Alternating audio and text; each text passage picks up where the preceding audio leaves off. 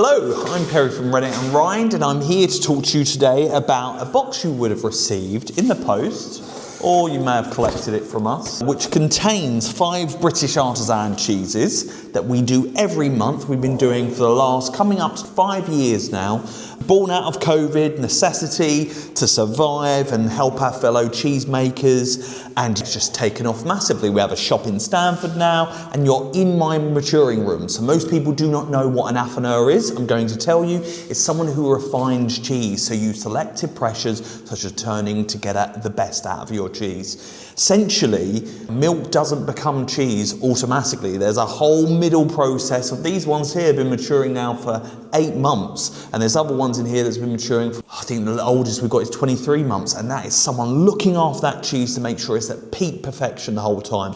So I've been Britain's best cheese maturer consecutively for, not this year because I was invited to judge, but previously is 3 consecutive times. So I've got the credential, I'm a world cheese judge to hopefully tell you why these cheeses are amazing and why I've selected them. So in your box you would have got obviously your 5 cheeses, some tasting notes as well if you don't want to watch the video, and some Peter Jard's crackers complimentary of us, because a nice plain original biscuit with a little bit of crunch is quite nice actually with your cheese. So let's get stuck in. First cheese we have up is Syndon Hill. Syndon Hill, made by Fraser and Charlotte, used to be in Oxford, moved to Wales, and really doing some amazing things with cheese at the moment. So first thing you've got to notice is this slightly vermiculated rind on the outside, brain almost. That is the yeast that lands on the outside of the cheese, aids the breakdown on the cheese. But what we've asked for these ones to be a little bit younger as they come in, purely because we want that kind of lactic freshness to open up the palate. Obviously, the order that I recommend you eat them in, I severely recommend that you actually do that, because it makes a big difference to how all the cheese is tasting actually as they come through. So essentially that's the idea. So we've got this nice white texture that's on the cheese. We can see that it's goat. Goats actually consume the carotene that's in the grass, so essentially they take that yellowish, greenish colouring out of the milk and use it as nutrition, where cows don't, so they pass it through, and that's why it's the difference on there. So the aroma, light. Typically you've got that little farmyard goat note letting you know what you're going to eat. Floral, slightly herbaceous, but nice and light. Like walking into a fresh dairy. Let's have a taste. Lemony, citrus right off the gate. Moussiness lingers, really nice milky middle that's there, but nothing too crazy. Those slight poppings of the herbaceous floral notes are there and present. Nice great cheese to start on. Very, very Moorish. You can get stuck into that over and over again. Great opener, ease you into something a little bit stronger. Syndon Hill, made in Wales, really nice lactic made cheese, great cheese for us to start off on. Next one, Old Winchester, hasn't been in the box of late. This is Liburn cheese. They've been making this cheese for years, really great cheese makers. What you're going to notice here is the rind. You've got that kind of plastic coat rind on the outside, which allows, it's like a Gouda style really. It's got cheddar notes in there, but we're looking at age, cooked milk.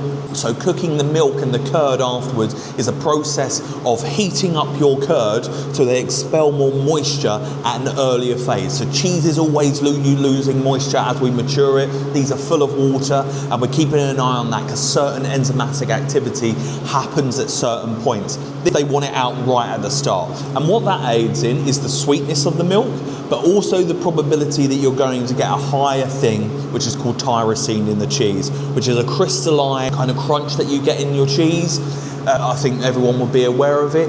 What that kind is essentially, a simple way of putting it, is a mineral that's getting too big for its boots and grabbing everything around it and growing in size to create those little clusters. It's completely natural, it's not guaranteed every time, and we're really grateful that Old Winchester has it. So aroma, slight caramel, little bit of nuts, kind of a cheddar tang there, undernotes of savoury. Let's give it a try. Texture is delicious, chewy, bouncy, and that aids in so much more. The savoury notes that kick in there are really nice, and they're elongated. The sweetness comes through that caramel area. Toffo is kind of up there as well. And there's a slight tartness to it, which leans into that cheddar area, so you feel like you're not missing out on a cheddar. Once again, really Moorish cheese. I didn't get any crystals with that bunch, that bite, the tyrosine, but they are going to be present in your cheese. Length is really beautiful. That's what you're getting with artisan cheese. Notice it. Supermarket cheese want you to consume more. They're going to hit you with sweet, savoury and salty in a really big way, and then essentially it's going to dissipate. So they want you to eat more. This, just pay attention how long it lasts. That's proper artisan cheese. Old Winchester, tasting great.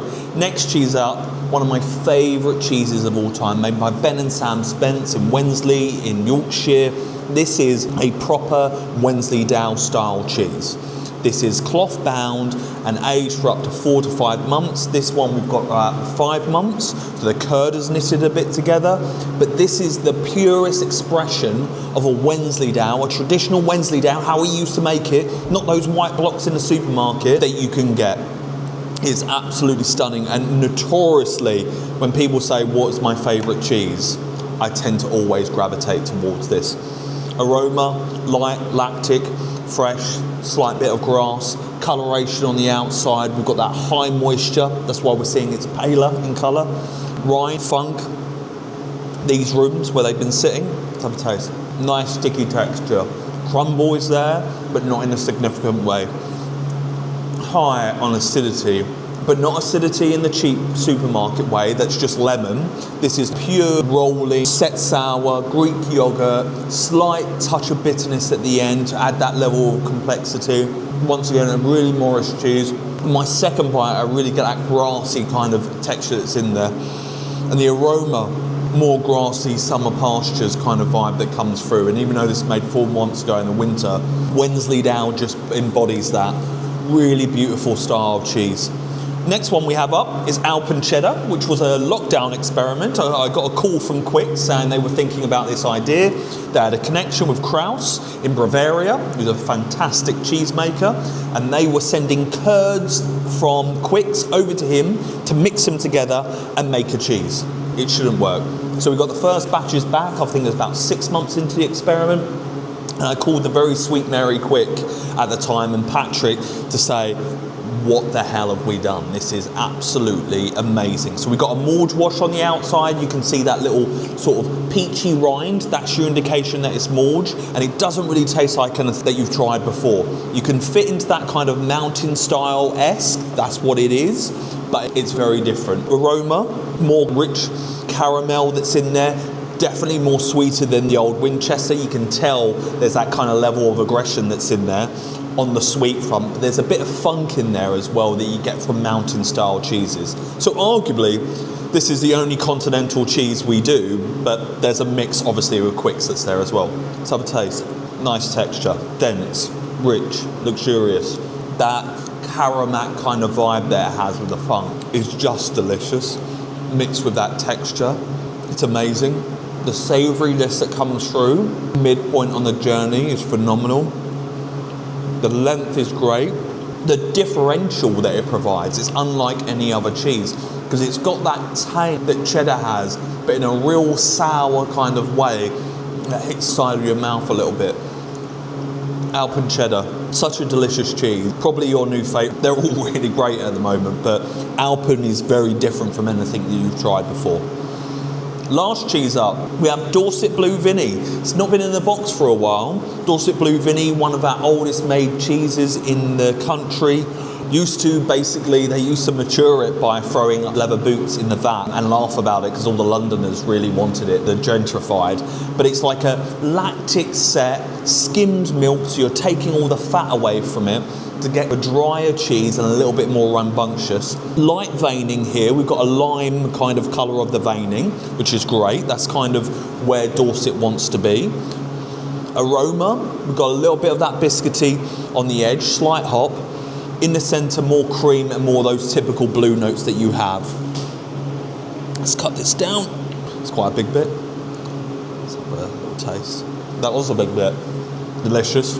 Unapologetically salty and fruity and savoury. That's a really good batch of Dorset. We've had a few hit and misses over the years, but I can see why I selected it. That is totally different from the 4 others. It generally, when it lifts off the palate, You've got this lovely, meaty Bovril kind of finish with a bit of fruit that's in there as well. And that saltiness is so well balanced. It's not like aggressive table salt, it feels mineral, and it adds to the length and it intermingles with the savoury. Really, really delicious cheese. Well done, Dorset, Louvigny, that is amazing. So there you go. We've got 5 phenomenal British artisan cheese. Some of them matured here, but from British cheesemakers or supporting British cheesemakers. You've supported us as an independent business. We're not part of the conglomerate sphere. So well done you. So enjoy your cheeses with your friends, family, send them as a gift, and I'll catch you next time.